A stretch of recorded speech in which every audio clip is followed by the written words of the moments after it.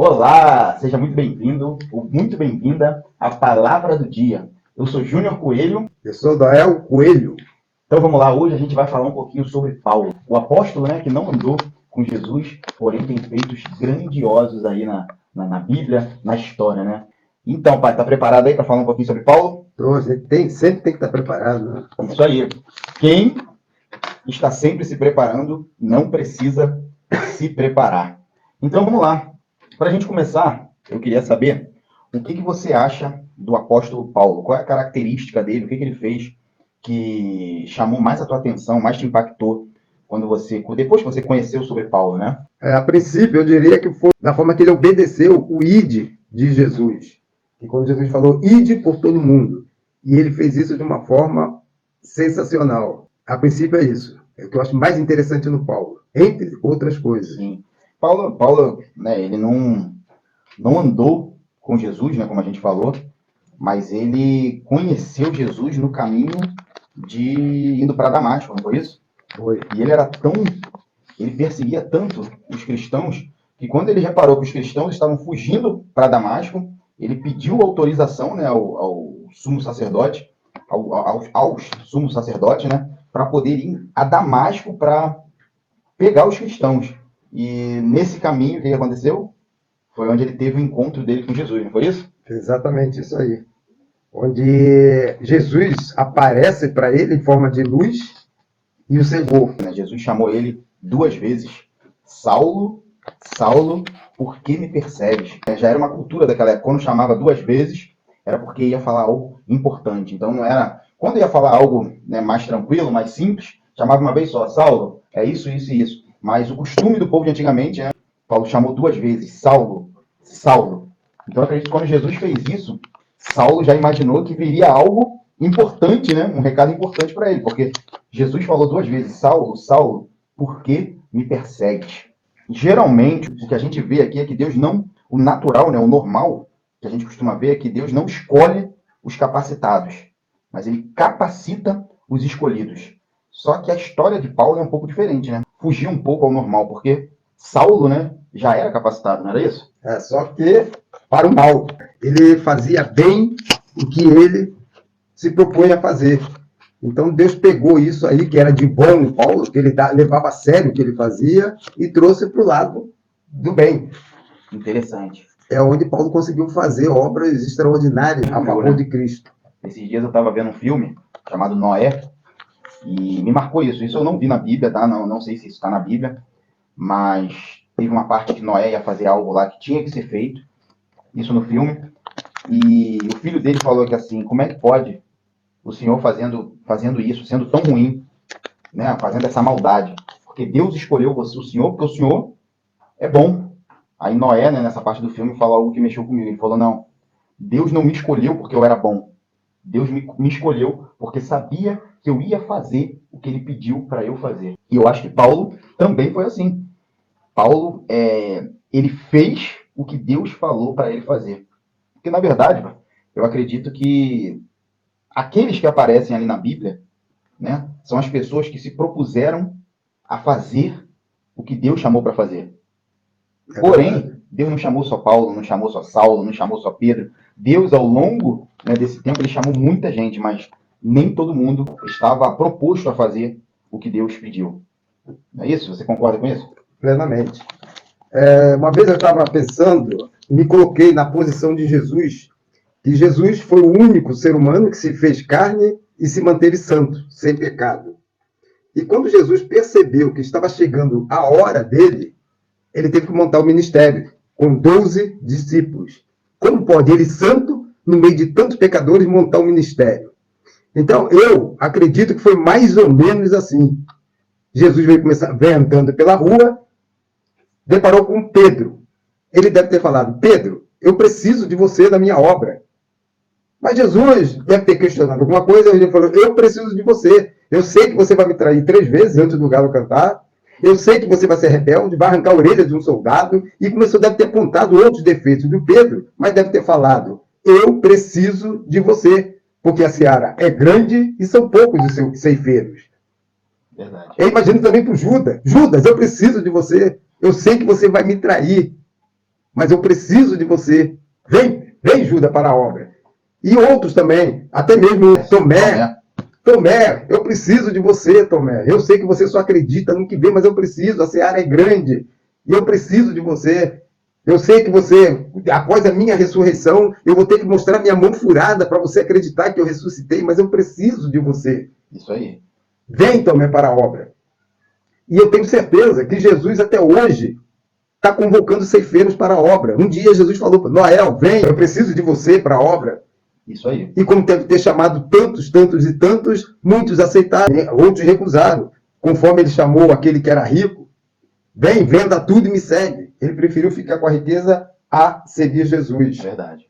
Você que está assistindo aí, eu tenho certeza que Deus também te chamou, porque ao contrário, né, da gente, a gente vive uma vida geralmente sem propósito. A gente não sabe o que vai fazer, está esperando, né, as coisas acontecerem, não tem um propósito, a gente tem costume de fazer isso. Mas Deus jamais faz isso. Não cai uma folha de uma árvore se não for propósito de Deus.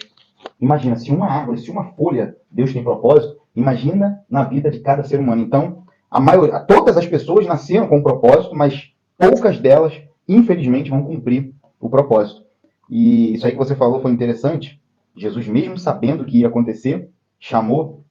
Esses dias eu vi, só levando um pouco para a área de negócios, né, para a área empresarial, eu estava procurando, né, alguém para contratar aqui para trabalhar com a gente.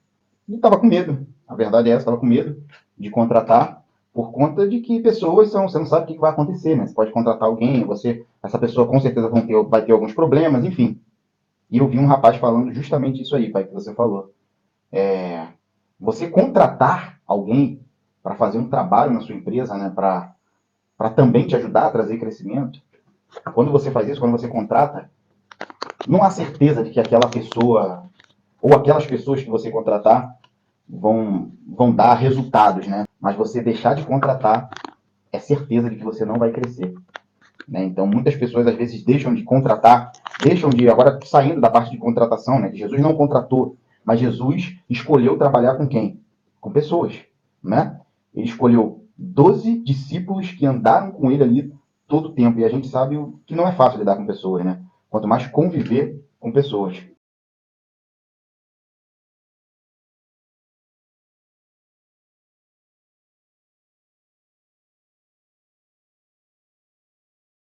Eu queria te fazer uma pergunta. Você acha que o apóstolo Paulo foi um dos apóstolos mais relevantes? Ah, com certeza.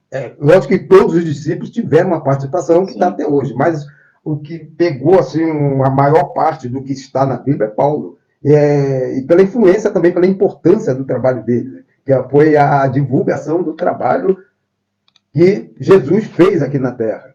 Eu acho que a participação maior foi de Paulo, nesse sentido. Todos eles eram muito... Foi muito importante. Até mesmo Judas. Isso aí, Já né? tinha que trair Jesus. Pô. Isso aí. Até Judas, todos eles foram importantes. E eu acredito que Deus, ele quer extrair o máximo do nosso potencial, né? Mas eu acredito também que o nosso maior potencial é deixar que Deus viva, que Cristo viva através da gente, né? Parando para analisar, eu não sei, isso é só nessa conversa aqui, eu acredito que de todos os discípulos, né? Isso na minha visão, Paulo foi um daqueles que deixou mais Cristo viver através dele. O que você acha disso aí? Não é qualquer pessoa que pode chegar e falar o que Paulo falou. Não vivo mais eu, mas Cristo vive em mim. Isso aí, para a pessoa falar isso aí, tem que estar muito convicto para poder falar isso que Paulo falou. E eu tenho certeza que ele viveu isso, e eu tenho certeza que ele sentia Cristo vivendo através dele. Então, quando ele não fala não vivo eu, esse eu tem muito a ver com as vontades dele, né? Não só vontades, é matar o eu. Todos os dias nós acordamos e nós temos duas opções, né? Deixar o nosso eu viver ou deixar a vida viver. E quem é a vida, né? É Jesus Cristo. Jesus Cristo é o caminho, a verdade e a vida. E eis que estou à porta e bato, né? Todos os dias Jesus está à porta e bate. E ele quer viver através da gente. Só que como a gente tem um livre-arbítrio, então o que acontece? O nosso eu pode escolher viver e pode escolher não deixar a vida verdadeira viver. Então, todos os dias a gente tem essa decisão para tomar. Ou vivo eu, ou deixo a vida viver. E quando Paulo fala, já não vivo eu, mas Cristo vive em mim, ele quer dizer, mas a vida vive através de mim. Ou seja, esse avatar que a gente tem aqui, ó, esse corpo, essa matéria, ela, nada que a gente possa fazer com ela vai ser melhor, mais eficiente, mais eficaz do que deixar a vida que é Jesus viver através da gente. Uma coisa também que eu achei interessante, não querendo comparar Paulo a Jonas. Deus deu uma ordem a Jonas para ir para Nínive. E Jonas, é lógico que Jonas tinha motivos para se acovardar, porque o pai dele foi lá para aquela cidade e foi assassinado. E aquele povo matava os profetas com ímpeto de crueldade. E Jonas, ao invés de ir para Nínive, ele foi para Jope para pegar um navio para fugir para Tarsis. E Paulo, a coragem de Paulo, o valor de Paulo que eu vejo nisso aí, é que Paulo, quando ele foi chamado para Roma, ele tinha convicção, tinha certeza de que estava indo para a morte. E obedeceu. Ele não tentou fugir. Ele não tentou desviar o caminho dele. Ele foi igual a Jesus, como um cordeiro para a morte. E isso explica mais uma vez o eu e a vida, né? O que a vida falou para Jonas? Jonas, você tem que ir para Nínive. Mas o que o eu falou para Jonas? O próprio Jonas, não vou mesmo. Eu vou para Tarsis. Então, todos os dias a gente tem essa escolha. Ou fazer o que a vida pediu para você fazer, ou fazer o que o eu pediu para você fazer. E interessante que Paulo fala isso com muita propriedade, porque Paulo ele era corajoso, né? Porque para você negar o seu eu e viver a vida, você vai ter que ter coragem. Porque tudo que a vida te pede, geralmente é o oposto do eu. Então, negue-se a si mesmo. Foi o que Paulo fez. Negue-se a si mesmo, ele negou o eu dele totalmente. Então, ele tinha muita propriedade para falar, já não vivo eu, mas Cristo, ou seja, a vida vive em mim, através de mim. E isso é muito interessante, isso é muita coragem. E sabe que só teve uma pessoa que viveu a vida 100%, né? Só uma pessoa viveu a vida 100%. A gente está falando do eu e da vida. Uma pessoa, que foi Jesus. Por que Jesus não tem pecado? Porque a vida não peca. Ou seja, se você deixar Jesus viver através de você, você não peca, porque ele é a própria vida. E a vida não peca, e a vida tem propósito. O eu não. O eu não tem propósito. O propósito do eu é viver. Mas a vida tem propósito. E Jesus foi o único que viveu a vida, porque ele é a própria vida. Por isso que ele não tem pecado. E acredito que teve uma parte da vida de Paulo que ele entendeu isso e ele começou a viver a vida. A vida. É claro que o ser humano ele pode ter algum, né, como ele falou lá, um espinho na carne. O homem que fala que não peca, pecador ele é. Então, mas o que Paulo fez, acredito eu que na maior parte do tempo dele, depois que ele conheceu, foi viver a vida de Deus. Foi o que Deus queria para ele, aquilo era o que ele fazia. Vamos lá. Ô pai, e o que você gostaria de ter ou parecer com Paulo? Tem uma virtude que você vê nele que você fala, pô, eu queria ser assim, eu quero ser assim, eu vou fazer por onde ser assim. Uma virtude de Paulo. A determinação. Que Paulo, ele foi determinado tanto quanto Saulo, como tanto Paulo. Ele foi determinado. Isso aí. Ele se propôs a fazer aquilo e fazia bem.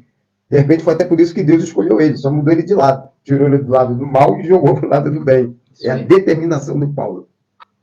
Que na verdade Deus pode fazer isso, né? Deus tem uma forma dele de trabalhar. Deus pode fazer isso a qualquer momento. Né? A gente vê pessoas aí obstinadas, pessoas que se Deus pega aquela pessoa e faz ela entender como ele fez com Paulo, imagina, mas não, Deus às vezes pega a gente lá que é machucado, que é como se... Por que eu tô falando que não dá para entender?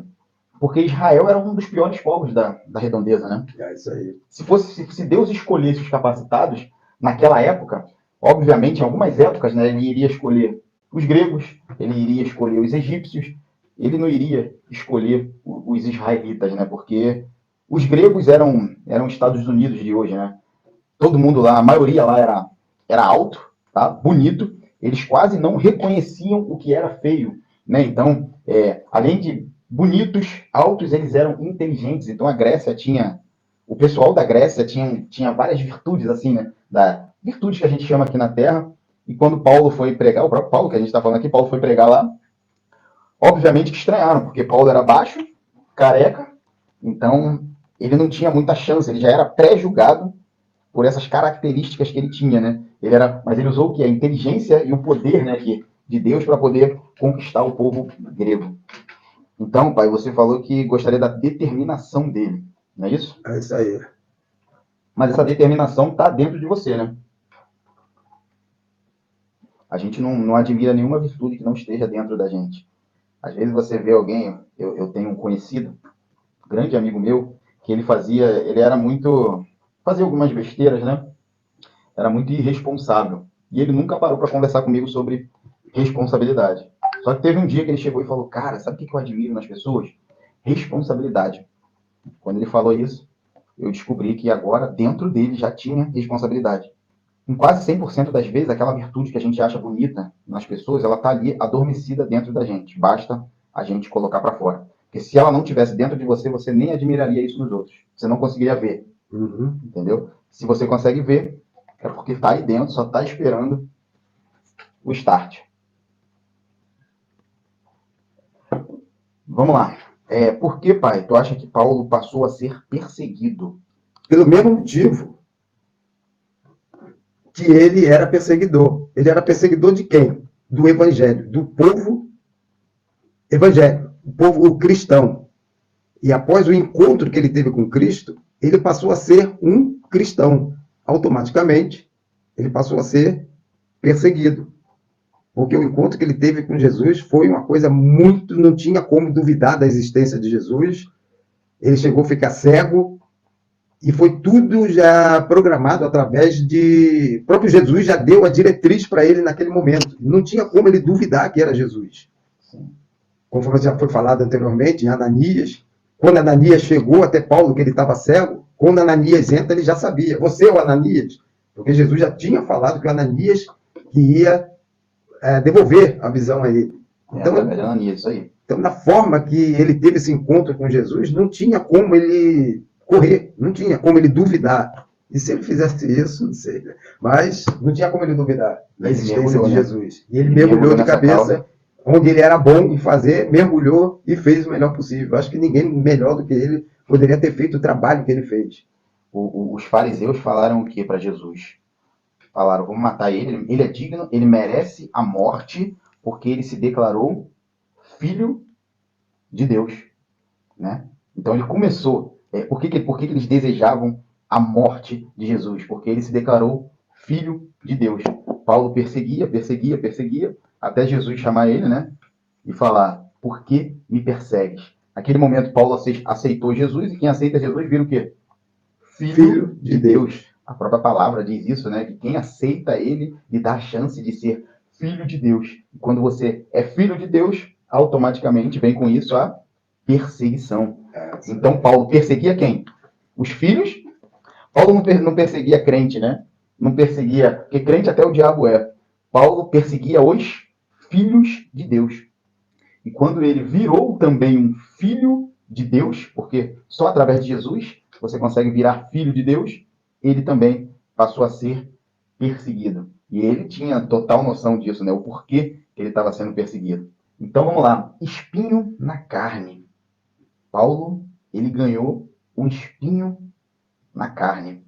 O que você acha sobre essa afirmação? Né? Que ninguém sabe, na verdade, o que é esse espinho na carne. Mas o que você acha sobre essa afirmação? Paulo, que era, né, o cara, agora ele fala que ele tem um espinho na carne. Então, Paulo foi para Macedônia e não sei o que aconteceu, acho que a Bíblia não relata, né, na verdade, e ele fala que ele ganhou um espinho na carne. Aí as pessoas falam uma série de coisas. Mas esse espinho na carne serviu para mudar Paulo, né? Porque existe uma coisa chamada conversão de energia. O que é essa conversão de energia? Todo problema que chega até a gente, ele chega com uma energia.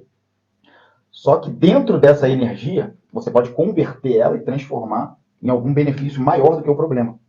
Só que a maioria das pessoas, quando o problema vem, ela só pega aquela energia, ela não converte e toma aquela pancada do problema, e o problema pode destruir ela, quando na verdade O problema é feito para você converter a energia dele e transformar num benefício. E o espinho na carne fez isso com Paulo. Até a Macedônia, Paulo era um.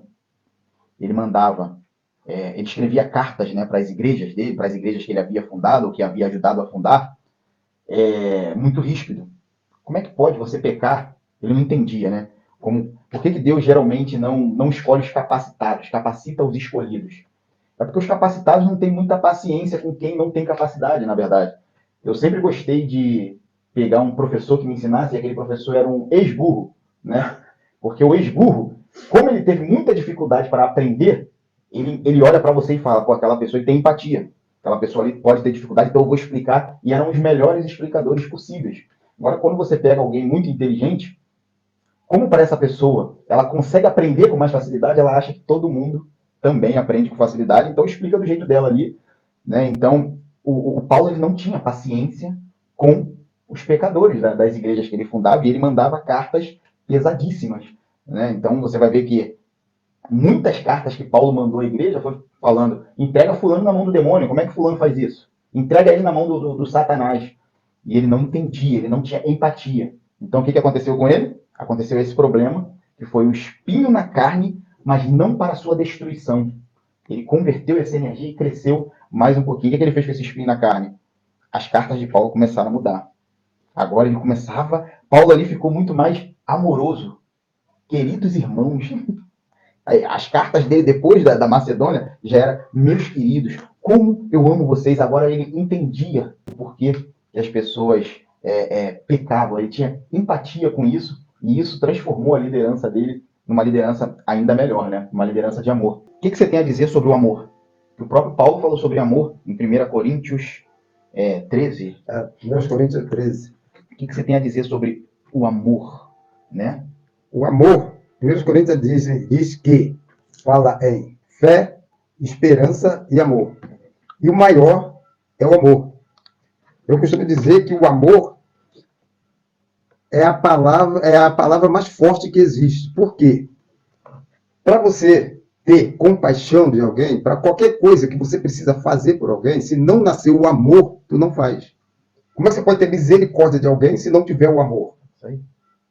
Então, o amor é a chave de todas as coisas. É a palavra mais importante da nossa vida. É o que nós devemos praticar sempre. É o amor. Porque sem o amor, a gente não consegue fazer nada. Qual órgão do corpo simboliza o amor? Coração. Coração. Por que será, né? Quando a gente fala em amor, Vem o coração. Vem coraçãozinho. O coração, na Bíblia, ele é chamado de fonte das emoções, né? Quando a Bíblia fala de tudo que se deve guardar, guarda o seu coração, porque dele procede as saídas da vida. Ou seja, está tudo nas emoções. Quando a gente fala de amor, né, a gente vê tem muito a ver com o coração. É isso que você falou de 1 Coríntios, que fala o seguinte: ainda que eu falasse a língua dos homens e dos anjos, sem amor, nada valeria. Você entende o que significa isso? Ainda, tu tem 1 Coríntios aí pra gente... Pode abrir agora aí, em 1 Coríntios pra gente, para falar um pouquinho sobre isso. 1 Coríntios 13. Ainda que eu falasse a língua dos homens e dos anjos, sem amor, vamos botar assim, eu nada seria. Ainda que eu distribuísse tudo que eu tenho para os pobres, sem amor, eu nada seria. Ainda, e a Bíblia vai falando mais algumas coisas, mas sem amor, nada seria. Nada valeria. Mas por que nada valeria? Porque o amor, como meu pai falou, é a maior palavra que existe e é a maior fonte de energia que existe. E como tudo que nós fazemos tem a ver com energia, o coração é o propulsor. Se um dia você pensar, eu vou fazer faculdade tal, e isso alcançar a sua cabeça, que você falou, eu vou fazer faculdade tal, está arriscado você não fazer se isso alcançar só a sua cabeça. Mas o dia que isso alcançar a sua cabeça e teu coração se propuser a fazer, você sentir aquela vibração, que aqui a gente está chamando de energia, você pode ter certeza que aquilo vai acontecer. Porque o coração é a maior fonte de energia que o ser humano pode emanar, sabia disso? O coração é onde a gente emana a maior fonte de energia. O cérebro imagina algo. Tem uma energia pequena. Mas quando o coração se propõe a fazer aquilo que o cérebro imaginou, o coração é um propulsor de energia, joga aquilo para cima, faz aquilo acontecer. E antes de você ler, só para eu concluir esse raciocínio, quando você fala para alguém, né, a palavra tem poder? Tem muito. Tem. Mas olha só, se eu falo para um amigo meu, você é um bobão, você saiu, sentir energia de mim? Você é um bobão, cara. Saiu energia de mim? Ah, com certeza. Pouca. Mas pouca. Pouca. Agora olha para mim. Cara, você é um bobão. Tá Saiu energia de mim? enfatizando aquilo ali, sabe? Da onde vem essa energia? Do coração, com certeza. Então, quando eu amaldiçoo ou abençoo alguém da boca para fora é uma coisa. Agora, quando eu trago aquilo do coração para fora é outra. Sai energia. Sai com força. E sabe qual é o pior? Que essa energia, ela não só sai, como ela também entra. E se eu amaldiçoar, aquilo faz mal para quem? Que uma energia contrária. Meu coração foi propulsor. Mas vamos lá, em 1 Coríntios 13. E diga-se de passagem que o menor versículo da Bíblia é Jesus chorou. E tem um versículo também pequeno que diz, Deus é amor. Né? Deus pratica o amor. Deus é o amor. Em 1 Coríntios 13 diz assim, ó, ainda que eu falasse a língua dos homens e dos anjos e não tivesse amor, seria como um metal que soa, ou como um sino que tine. Olha aí. Fala a língua dos homens e dos anjos. Mas se tudo é movido por energia, sem o amor, a maior energia que tem, né? Como é que aquilo vai subir? Como é que aquilo vai crescer sem energia? Vamos lá. Ainda que tivesse o dom de profecia e conhecesse todos os mistérios e toda a ciência, ainda que tivesse toda a fé, de maneira tal que transportasse os montes e não tivesse amor, nada seria. E ainda que distribuísse toda a minha fortuna para sustento dos pobres, e ainda que entregasse o meu corpo para ser queimado e não tivesse amor, nada disso me aproveitaria. O amor é sofredor, é benigno. O amor não é invejoso. O amor não trata com leviandade, não se ensoberbece, não se porta com indecência, não busca os seus interesses, não se irrita, não suspeita mal. Não folga com a injustiça, mas folga com a verdade. Tudo sofre, tudo crê, tudo espera, tudo suporta. O amor não falha, mas, havendo profecia, serão aniquiladas. Nossa. Havendo língua, cessarão. Havendo ciência, desaparecerá. Nossa. Porque em parte conhecemos e em parte profetizamos. Mas quando vier o que é perfeito, então o que é em parte será aniquilado. Quando eu era menino, falava como menino, sentia como menino, discorria como menino. Mas logo que cheguei a ser homem, acabei com as coisas de menino. Porque agora vemos por espelho em enigma, mas então veremos face a face. Agora eu conheço em parte, mas então conhecerei como também sou conhecido. Nossa. Agora, pois, permanece a fé, a esperança e o amor. Esses três, o maior deste é o amor. Olha só, muito lindo capítulo. Muito lindo esse. Quanta revelação que Paulo teve aí. Quanta revelação. Tem uma parte aqui. O amor nunca falha, mas havendo profecias, serão aniquiladas. Então vamos lá. Olha só. Quem é o amor? Quem é o amor? Deus. Deus. O amor é o próprio Deus. Se houver uma profecia que fale que Deus não existe, que o amor não existe, ela vai ser o quê? Aniquilada. Aí o próximo. Havendo línguas, cessarão. Havendo ciência, desaparecerá. Havendo ciência, desaparecerá. Ou seja, nada vai contra o amor. Quantas vezes a ciência tenta, né, pela lógica, mostrar que o amor não existe? Quem é o amor? O próprio Deus. A ciência tenta. Por que a ciência tenta? Não é porque é mal. Pelo contrário, é porque são bons. Mas qual é o único mal da ciência? A ciência é desse tamanho. O amor é desse. Não, nunca vai ter como encaixar o amor dentro da ciência. E é o que a ciência tenta fazer o tempo todo. Encaixar essa garrafa dentro desse copo. Isso aqui é o amor, isso aqui é a ciência. Eles podem até encher o copo de conhecimento, mas vai chegar uma hora que eles vão tentar encaixar o amor dentro do copo e não vai ter como. Então desaparecerá. Aí depois disso ele fala o que? Em partes. Porque em parte... Você entende essa parte quando Paulo fala isso? Porque em partes conhecemos, e em parte profetizamos.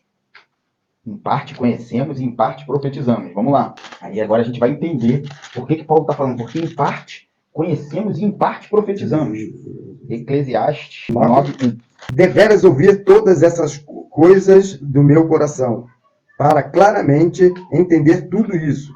que os justos e os sábios e as suas obras estão nas mãos de Deus. E também, rapidinho. Estão nas mãos de Deus, tá? Até aí tudo bem. É agora que a gente vai entender. Vamos lá. E também que o homem não conhece nem o amor, nem o ódio. Tudo passa perante a sua face. Nossa. Aí a pessoa fala assim, nossa, eu amo o meu filho na sua plenitude. Não tem como amar o seu filho na sua plenitude, porque o homem não conhece nem o amor na sua plenitude, nem o ódio. Nós não aguentaríamos o amor. Então olha o que Salomão fala. O homem não conhece o amor, nem o ódio. Isso passa perante a gente. Presta atenção. A maior energia que existe é o amor. E existe uma lei da polaridade, né? Se existe o amor, tem que existir o ódio. Então isso passa perante nós. Vamos lá em Coríntios de novo? Vamos. Aí o que ele fala? Em parte. Porque em parte conhecemos e em parte profetizamos. Em parte, porque passa perante nós. Então a gente só tem uma parte do amor. Em parte profetizamos. Mas quando vier o que é perfeito, nossa. Então o que é em parte será aniquilado. Nossa. Quando vier o que é perfeito. Ou seja, quando vier a plenitude do amor, você sabe o que vai acontecer? Quando Jesus estiver voltando, os astros vão se afastar. Só para você ter a ideia da energia do amor. Os astros vão se afastar. Isso é uma das coisas que vai acontecer na volta de Jesus. Aí o que ele fala? Mas quando vier o que é perfeito, então o que é em parte será aniquilado. Porque, por enquanto, a gente conhece o que de Deus? Hoje a gente conhece ele, o amor em parte. Aí ele fala, mas depois a gente vai conhecer como? Face a face. A face. E nós os conheceremos como somos conhecidos hoje. Isso aí.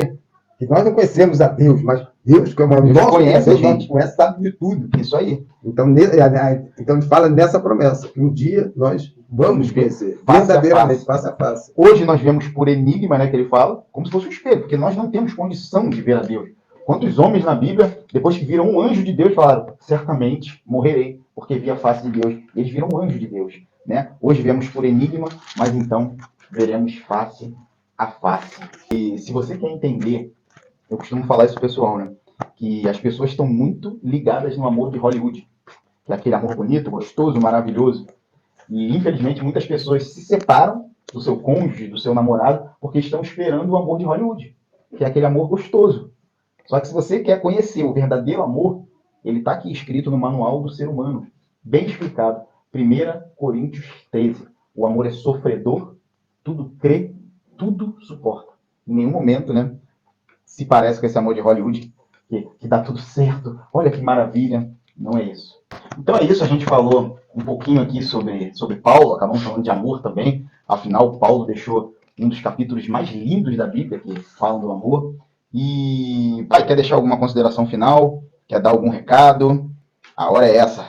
Eu só queria falar de coração limpo, uma frase que o Paulo falou quando estiver no final da minha vida, que foi: combati o bom combate, encerrei a carreira e guardei a fé. Mas eu queria falar isso de coração, não é da boca para fora. Só isso, né? Imagina falar só isso. O ser humano que tem capacidade para falar, que vai falar isso, né? Verdadeiramente deixou a vida viver através dele, ou dela, né? Então, o convite, né? O recado que a gente deixa aqui para você que assistiu esse podcast até agora é isso. A melhor forma de vida que você pode ter é deixando a vida viver através de você. Que a vida já tá com... A vida tem puro propósito. Às vezes no nosso eu, a gente anda meio perdido. Mas a vida tem propósito. Eu quero agradecer, né? Pedir para você, se você ainda não é inscrito ou inscrita no canal, se inscreve. Coloca o sininho aí, que a gente sempre vai colocar vídeos novos aqui. E espero que essa palavra tenha te edificado de alguma maneira. Muito obrigado. Um beijo no seu coração. Tchau, tchau. Até a próxima. Obrigado.